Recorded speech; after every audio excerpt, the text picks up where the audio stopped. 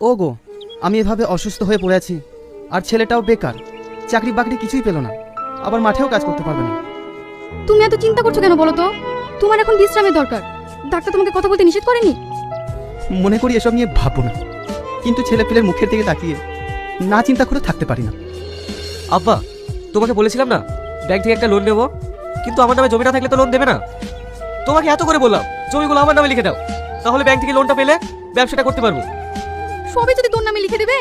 আমার আর তো 3টে মেয়ে আছে, তুই তো ছেলে আমার একা নস, তাদের চিন্তাটাও আমাকে করতে হয়। না না, মা তো ঠিকই বলেছে, এই সম্পত্তি তোমার তো একা নয়, তোমার বন্ধুরা তো অংশীদার আছে।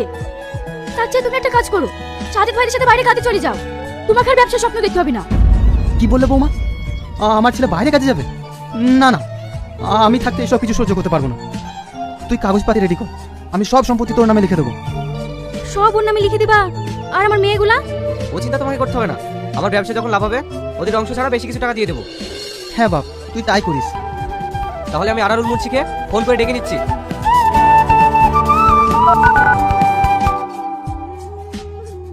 সালমা তাহলে থাক, আমি আসছি, তোর ভাই আবার খেয়ে কাজে যাবে। ঠিক আছে, আবার এসো।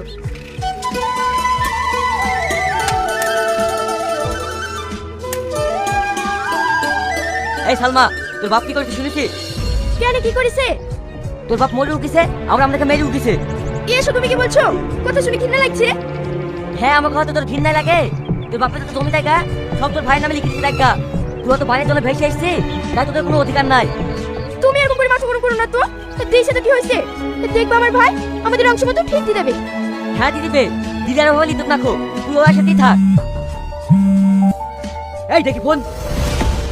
হ্যালো মেজবুন, হ্যাঁ আমি সেই কথা সালমাকে বলছি, আজকেই বরবন শুদ্ধ।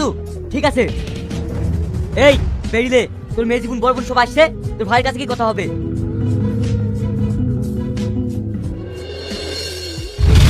মা, ভাই এটা কি ঠিক করলো বলো? আমরা কি অংশ মতো কিছুই পাবো না? রিনা, তুমি কি চুপ করবে? চুপ করবে কেন? এটা কি চুপ করার মতন কাজ করেছে? চুপ করবে না তো তাহলে নাচো। তো হ্যালো বন্ধুরা, আশা করি তোমরা সবাই ভালো আছো এবং চ্যানেলটিকে যারা নতুন আছো তারা সাবস্ক্রাইব করুন এবং এর পরবর্তী এপিসোডটি দেখার জন্য কমেন্ট করুন। ধন্যবাদ।